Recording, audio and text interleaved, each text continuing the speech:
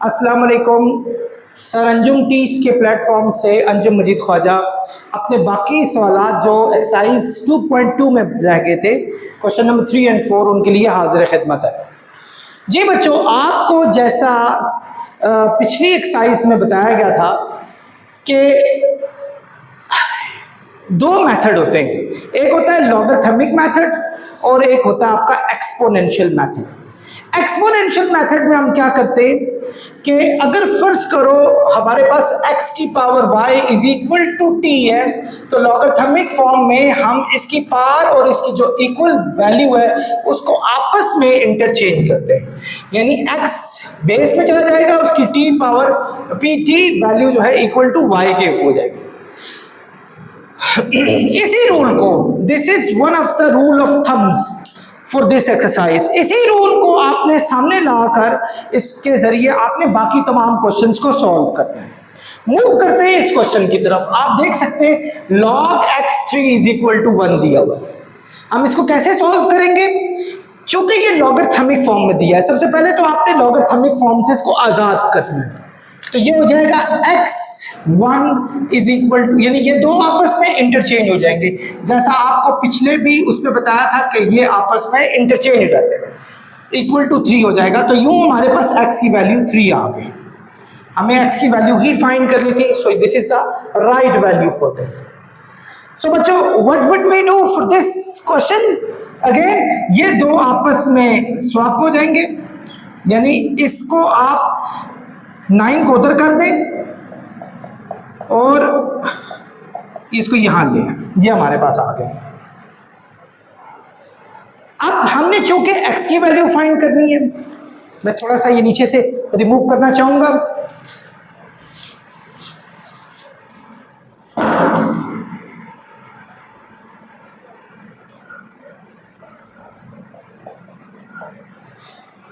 सबसे पहले हमें इस स्क्वायर से इसको आजाद करना होगा।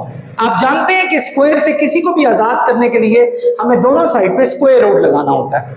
तो हम जब taking square root on both sides, जब दोनों साइड पे स्क्वायर रूट हम लगा लेंगे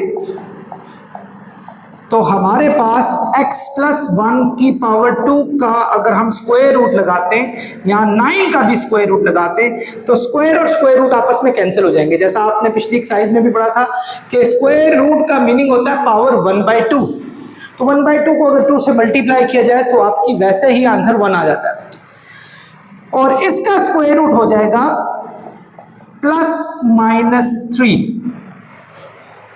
प्लस माइनस किसी का भी स्क्वायर रूट फाइंड करें, किसी भी कांस्टेंट वैल्यू का, आपका आंसर प्लस में भी आता है माइनस में भी आता है। उसकी रीजन, क्योंकि इस 9 के स्क्वायर रूट को हम +3 का स्क्वायर भी लिख सकते हैं और -3 का स्क्वायर भी लिख सकते हैं। सो अगर हम दोनों में सॉल्व करें तो हमारा प्लस आंसर भी आएगा और माइनस आंसर भी आएगा। यूं हमारे पास प्लस और -3 के आंसर्स आ गए जी। नेक्स्ट क्या होगा बच्चों? ये प्लस यहां प्लस हो रहा है, जब आप इक्वेशन में एक साइड प्लस हो रही हो तो हम जब उसको दूसरी साइड पे शिफ्ट करते हैं वो चीजें वहां जाके माइनस हो जाती हैं। अब हमारे पास एक दफा हमने इसको प्लस करना है और एक दफा हमने इसको माइनस करना है। We have to put 2 different cases. पहला केस 1 जो होगा उसमें x को इक्वल -1 + 3 करेंगे, जो केस 2 होगा उसमें हम x को -1 - 3 करेंगे। अब आप जानते हैं माइनस प्लस क्या होता है? माइनस होता है और साइन लगता है बड़ी वैल्यू का। 3 में से जब हम 1 माइनस करेंगे आंसर 2 आएगा, साइन हम बड़ी वैल्यू का लगाएंगे प्लस का, क्योंकि 3 के साथ प्लस लगा हुआ है, तो हमारे पास x का आंसर 2 आ गया। माइनस माइनस प्लस होता है हमेशा, और आप जानते हैं कि साइन किसका लगेगा? बड़ी वैल्यू का। बड़ी वैल्यू के साथ माइनस है तो यहाँ -4। तो बच्चों हमारा आंसर आ गया 2 और -4 इस इक्वेशन के लिए। यहां से मैं क्वेश्चन नंबर 3 रिमूव कर चुका था, तो मैं चाहूंगा कि उस क्वेश्चन नंबर 3 को, जो पार्ट 3 था, उसको यहां सॉल्व कर दूं। log 3x is equal to 81, I think 80, yes, log 381 is equal to x। ये हमारे पास क्वेश्चन दिया हुआ है, क्वेश्चन नंबर 3। तो बच्चों इसको भी इसी तरीके से सॉल्व करेंगे। ये आप देखें, जैसे ही हम लॉगरिथमिक फॉर्म को खत्म करेंगे, हम नॉर्मल फॉर्म में लेकर आएंगे, तो 3 पावर x हमारे पास इक्वल टू 81 हो जाएगा। चूंकि हमने x की वैल्यू फाइंड करनी है और यहां x जो दिया हुआ है वो पावर में दिया हुआ है, तो अब आप यूं करेंगे कि आपने ये भी देखना है, इसको भी फैक्टराइज करके देखना है कि ये 3 की कितनी पावर्स बनती हैं, ताकि हम 3 और 3 के जो बेस है उनको कंपेयर कर सकें। इसका प्रोसीजर ये है कि 81 की आप कर लें factorise. 3 2s are 6, 3 7s are 21, 3 9s are 27, 3 3s are 9 and 3 1s are 3। आप देख सकते हैं 1 2 3 4, हम 3 की पावर 4 इस जगह पर लिख सकते हैं। जी बच्चों, अब नेक्स्ट क्या है, आप देखें 3 की पावर x दी हुई है और 3 की पावर क्या दी हुई है, 4 दी हुई है। दोनों के बेस सेम है। जब आपके इक्वल के दोनों साइड पे बेस सेम हो तो उनको कंपेयर कर लेते हैं, यानी हम उनकी जो पावर्स हैं वो आपस में इक्वल कर लेते हैं। तो x हमारे पास 4 आ जाएगा जब हम 3 को इक्वेट कर देंगे।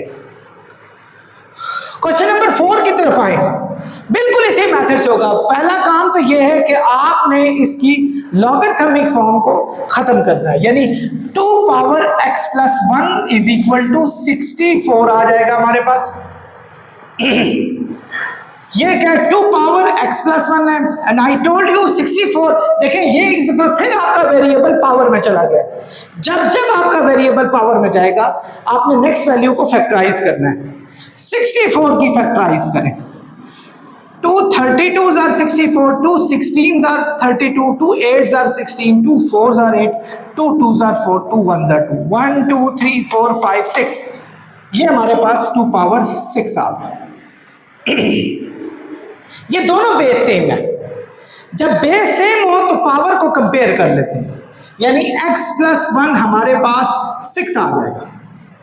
अब आपको पता है कि प्लस 1 वहां जाके क्या हो जाएगा, क्योंकि हमें x की वैल्यू फाइंड करनी है, ये -1 हो जाएगा और ये आंसर हमारा 6 में से जब 1 माइनस करेंगे तो 5 आ जाएगा। जी बच्चों, नेक्स्ट क्वेश्चन की तरफ चलते हैं। Question number 5। अब इसमें दिया हुआ है 2 power x is equal to 4, यानी 2 power 4 is equal to x हो जाएगा। हमने क्या करना है, लॉगरिथमिक फॉर्म को खत्म करके इसको नॉर्मल फॉर्म में लेकर आना है। तो नॉर्मल फॉर्म में लेने का मेथड यही है कि आप इन दो को आपस में इंटरचेंज कर दें।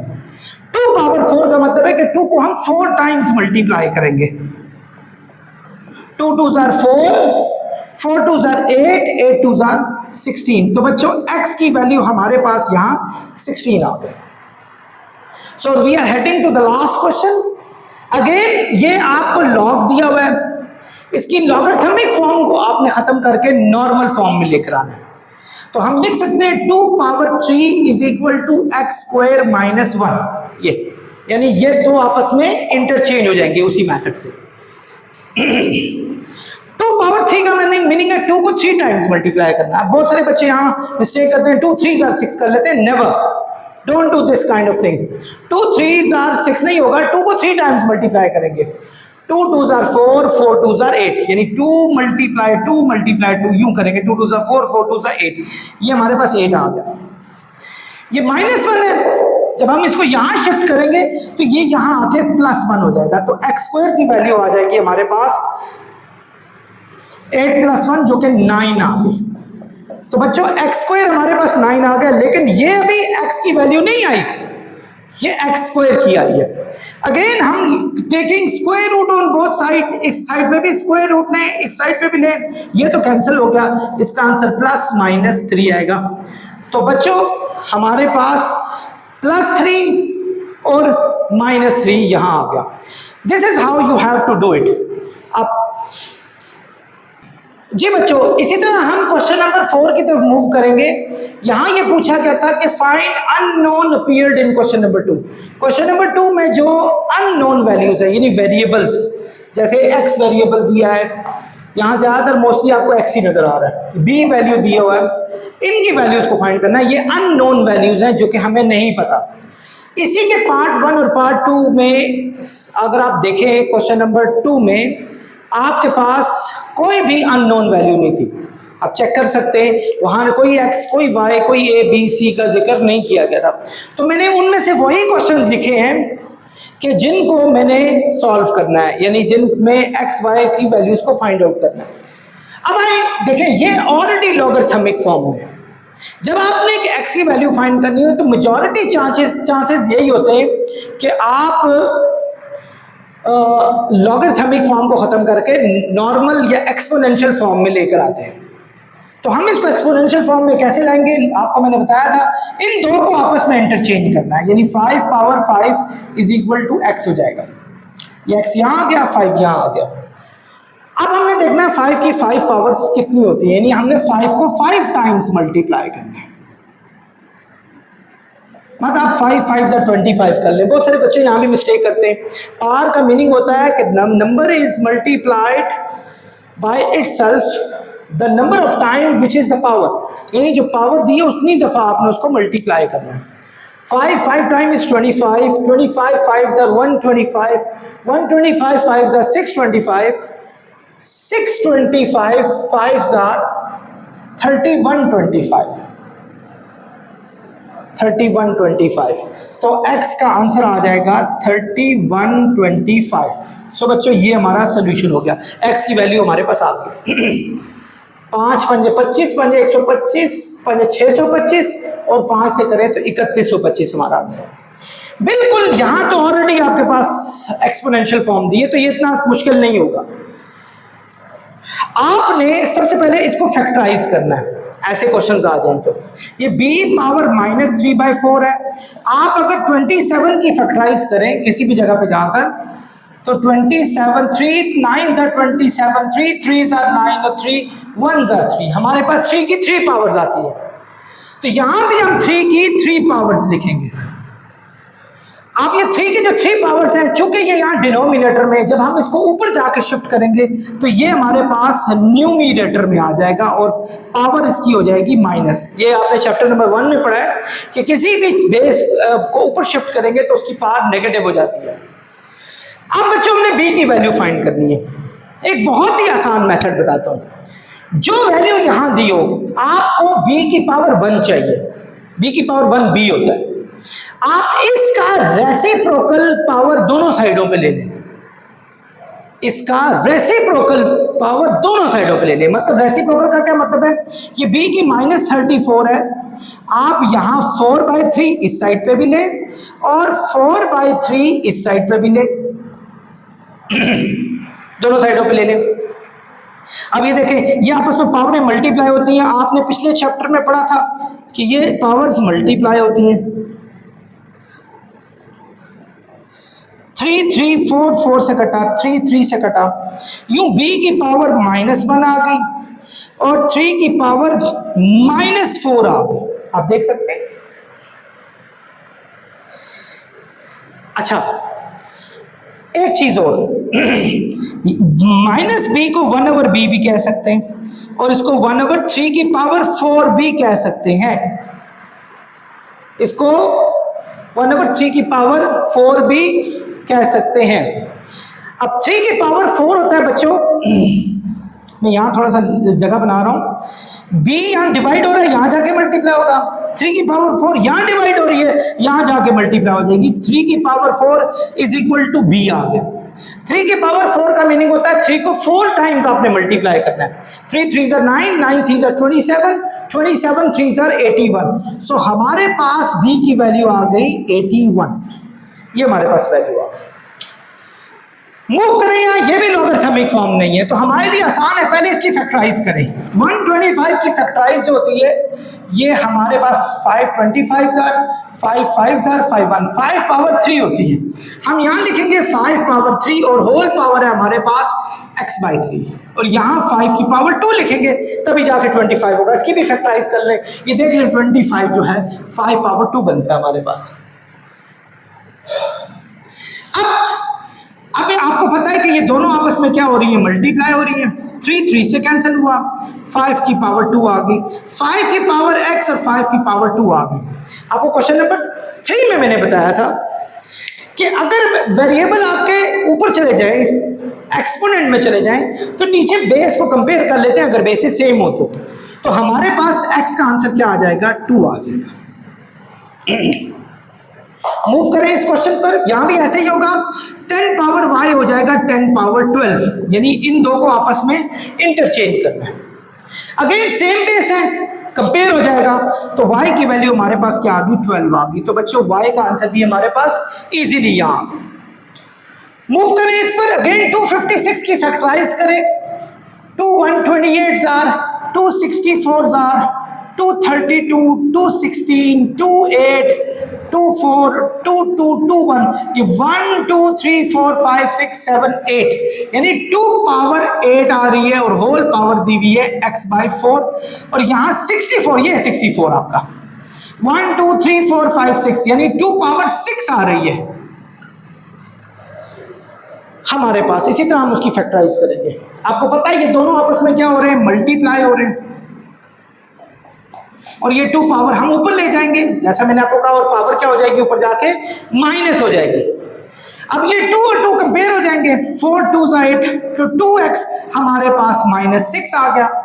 जब हम x की वैल्यू फाइंड करेंगे, 2 यहाँ क्या हो रहा है हमारे पास, मल्टीप्लाई हो रहा है। जब हम इसको वहां जाके शिफ्ट करेंगे, कोई भी चीज जो एक साइड पे मल्टीप्लाई हो रही हो दूसरी साइड पे जाके डिवाइड हो जाती है, तो ये हमारे पास -6/2 आ गया। 2 3 6, तो हमारे पास -3 इसका आंसर आ गया।